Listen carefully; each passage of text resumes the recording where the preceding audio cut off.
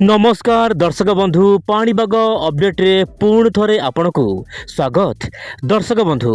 धान हवा अमल समय रे खबर आसिला कि पुणी थरे बंगोपसागर रे लघुचाप हेबार आशंका। हाँ दर्शक बंधु पुणी थरे नवेम्बर शेष सप्ताह बेलू गोटे बड़ लघुचाप सृष्टि हो पारे एवं एमिति कि एही लघुचाप अवपात पर्यंत जाई बात्या रूप नहीं पारे बोली विभिन्न मॉडल वर्तमान भिन्न भिन्न आकलन जारी करिसेंती। तेबे आज वीडियो निश्चय पर आलोचना करिबा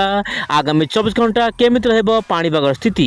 बात्या को लेकिन कौन रहिबो बड़ खबर आसंतु आज वीडियो रे संपूर्ण किछि चर्चा करिबा। दर्शक बंधु आपण मोबाइल स्क्रीन देखंतु वर्तमान जम्मू काश्मीर रे उपरि भाग रे गोटे पश्चिम झड़ बा डब्ल्यूडी रहिछि ता सहित उत्तर पश्चिम दिगरु एवं उत्तर पूर्व दिगरु लगातार शुष्क वायु एवं ठंडा वायु आसुछि जहा पई कि राज्यर विभिन्न अंचल रे रात्रि तापमात्रा खसिबार संभावना रहिछि।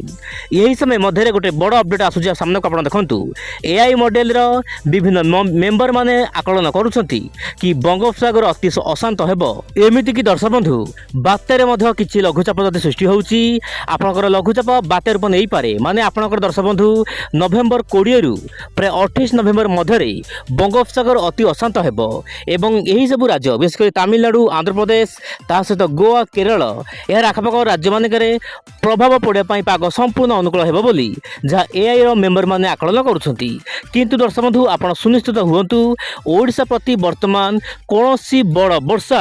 कि कोनोसी बात्या पई अलर्ट नाही आगुआ मेंबर माने आकलन करिसंती। किंतु दर्शक बंधु मु आपन कहबो चाहिबी एही अपडेट दीर्घ मियादी रहिछि सेति पई आगामी दिन रे पाणीपाग निश्चय परे परिवर्तन होबार संभावना रहिछि। एबे आलोचना करबा दर्शक बंधु आपनकर आईएमडी रो माने भारतीय पाणीपाग रो नॉर्थ इंडियन ओशन रो आउटलुक दर्शक बंधु जहाँ जनापड़ी नॉर्थ इंडियन ओशन जो आउटलुक जहाँ जारी करछि आंचलिक पाणीपाग भारतीय पाणीपाग विभाग एथुरु सफा जनापड़ी दर्शक बंधु साइक्लोन जेनेसिस सृष्टि होबार संभावना रही बंगोपसागर रे।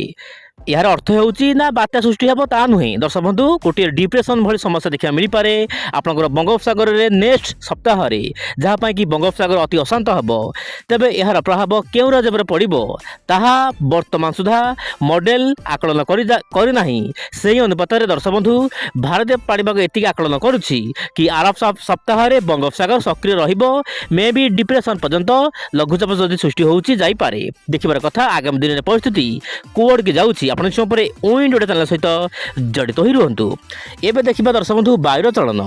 दर्शक बंधु वायुर चलन वर्तमान यह इंडिकेशन दउछि कि उत्तर पश्चिम दिगरु जो शुष्क वायु आसुछि बा ठंडा वायु आसुछि ताहा बहु मात्रा रे स्ट्रांग हेबो माने ऊपर डब्ल्यूडी रहिछि जेते बेले जम्मू काश्मीर एवं यार आखपाख अंचल बा हिमालय पाददेश पाखापाखि जो पश्चिम झड़ आसीबो जदि सक्रिय हैला तार किछि वायु समतल भूमि आड़क आसीबो माने आपनकर उत्तर भारत जाई ओडिशा आड़क आसीबो जेते बेले ओडिशा आड़क आसीबो सेते बेले आपनकर जो तुषारपात होइथिबो पहाड़िया अंचल मानकरे तार वायु सीधासलख ओडिशा आड़क आसीबो जहा पई कि ओडिशा रे पारद कमिबो एवं शीत बढ़िबो वर्तमान समय रे मॉडल माने बा वायुर चलन जहा जना पडुछि आगामी दिन रे शीत बढ़ी पारे यही समय मध्य रे आपण मोबाइल स्क्रीन भलो हम नजर पकांतु इंडोनेशिया पाखरे गोटे घूर्णी बलय सृष्टि हेबो दर्शक बंधु मोबाइल स्क्रीन आपण भलो हम नजर पकांतु जेपीएस मॉडल रो एही वायुर पूर्वानुमान जहा जना पडुछि आपनकर जो इंडोनेशिया पाखरे गोटे शक्तिशाली घूर्णी बलय सृष्टि हेबो परवर्त समय यह घनीभूत होबार संभावना रही यह एमजीओ बहु मात्रा सक्रिय हेबो ता सहित प्रशांत महासागर जो वायु आसुछि ताकू अधिक मात्रा रे घनीभूत करबा पई सफल हेबो जहा पई कि गोटे बड़ लघुचाप सृष्टि होई पारे आपनकर दक्षिण केंद्र बंगोपसागर रे आपण मोबाइल स्क्रीन देखंतु तेबे दर्शक बंधु प्राय 26-27 तारिख बेलकू नवेम्बर 26-27 तारिख बेलकू बंगोपसागर रे गोटे बड़ लघुचाप सृष्टि हेबो एवं यार प्रभाव रे आपनकर दक्षिण भारत रे स्पेशली वर्षा बढ़िबो यही समय मध्य तापमात्रा कथा जदि आलोचना करबा समुद्र तापमात्रा प्राय 28 रु 29 डिग्री रहिबो ता मान दर्शक बंधु फेवरेबल कंडीशन रहिबो आपनकर बात्या घनीभूत होबा पई बा लघुचाप घनीभूत होबा पई सेही परि उत्तर पश्चिम दिगरु मध्य देखिबार कथा उत्तर पश्चिम दिगरु केते परिमाण रे शुष्क वायु आसुछि एवं सेही समय मध्य पश्चिम झड़ बा डब्ल्यूडी इंपैक्ट केते रहुछि एही लघुचाप उपरे ताहा दर्शक बंधु आपनकर 24 तारिख पर ही सब किछि स्पष्ट होई पारिबो। एबे आलोचना करबा जीएफएस मॉडल रो मेन मॉडल जो रहउछि जीएफएस रो आपण देखंतु जीएफएस मॉडल तो वर्तमान समान आकलन करूछि कि बंगोपसागर लघुचाप हेबो एवं बात्या रूप नबो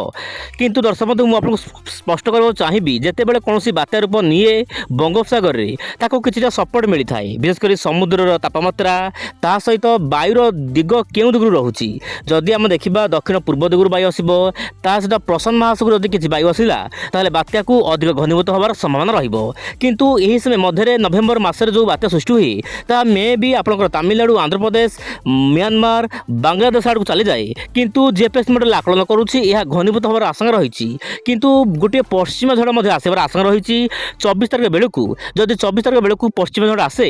पश्चिम झड़ को नै कि एही बात्या केते आगु बढ़िबो ता देखिबार कथा किंतु जीएफएस मॉडल कहूछि यह दक्षिण आंध्र प्रदेश रे ही लैंडफॉल करिवो लैंडफॉल कला समय प्रबल वर्षा हेबो एवं यार प्रभाव मध्य ओडिशा आड़ को आसीबो ओडिशा मालकानगिरी कोरापुट रायगड़ा गंजाम गजपति यही सब जिला मानकरे मध्यमरु प्रबल वर्षा हेबो एवं आगामी दिन मानकरे एही अपडेट केते परिवर्तन होउछि ताहा वर्तमान देखिबार नजर रहिला तेबे आज वीडियो आपनको केमिति लागला निश्चय पर कमेंट माध्यम रे आपनको मत प्रकाश करंतु आज पय एतिकी नमस्कार जय जगन्नाथ दर्शक बंधु।